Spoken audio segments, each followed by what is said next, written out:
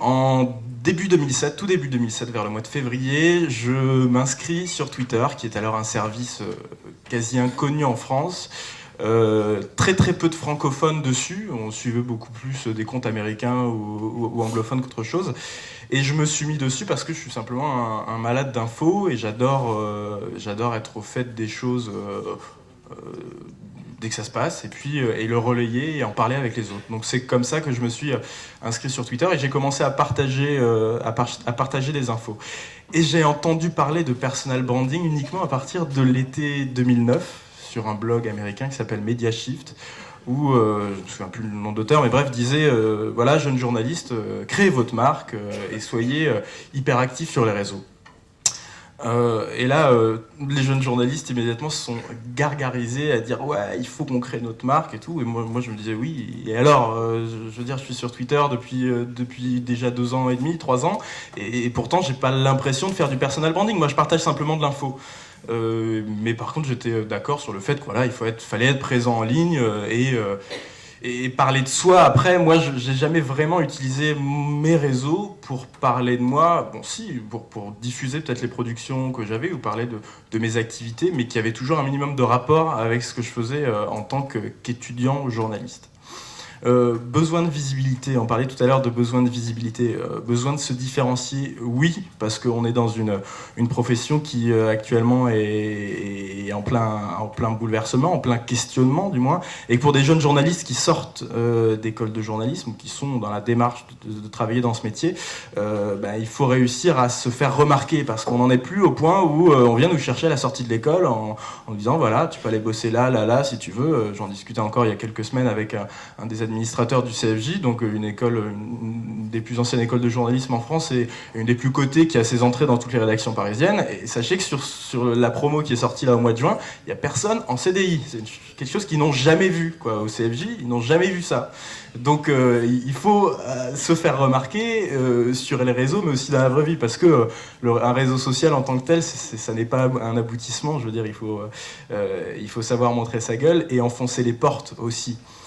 Donc il faut être sur les réseaux, il faut être bon journalistiquement parlant, il faut être même le meilleur des meilleurs, si je peux dire, parce que on se retrouve avec des jeunes journalistes qui sont tous très très bons et puis il n'y a plus de boulot. Donc il faut savoir se différencier et apporter un petit peu sa différence. Là, il y a une chose aussi sur laquelle j'avais envie de revenir au début sur l'introduction. Vous demandiez si s'il allait y avoir un genre de mercato du journalisme sur les réseaux. C'est vrai que c'est un truc pour l'instant on n'a pas encore vu et on rémunère pas encore les gens pour leur activité sur les réseaux à proprement parler. On n'est pas encore au point de payer les journalistes au nombre de clics et de visites qu'ils auront apporté sur un site de par leur présence en ligne, et j'espère qu'on n'y arrivera pas. Mais ce que je trouve aussi, ce qui est dommage, je mélange un petit peu tout, mais tout à l'heure vous parliez de l'enquête que vous avez menée au sein des journalistes, et aucun ne vous parle de l'utilisation d'Internet pour faire de la recherche d'infos, pour faire de la veille d'information. Ils en parlent, mais tout doucement, et on n'en est pas encore là. Et nous, les jeunes journalistes, la démarche qu'on a, et on veut vraiment trouver de l'info sur les réseaux. Et ça, pour ça, c'est important d'avoir une présence hyper active, d'en connaître les usages. Et plus on a un réseau large, plus on peut avoir de retours. Ça, c'est intéressant.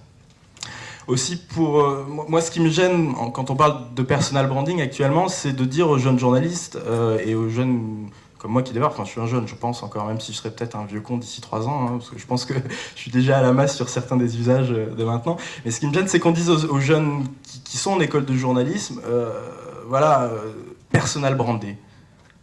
Ça, c'est problématique, je pense. Parce que quand on arrive sur un réseau social, si on arrive pour personal brandé, je vois pas l'intérêt. On arrive pour partager de l'info. Moi, je suis arrivé sur Twitter, sur Facebook, c'était pour partager de l'info, c'était pour trouver de l'info, pour trouver du témoignage. Ça m'a servi à plusieurs reprises, mais je pense qu'arriver sur un réseau social pour personal brandé, c'est complètement vain.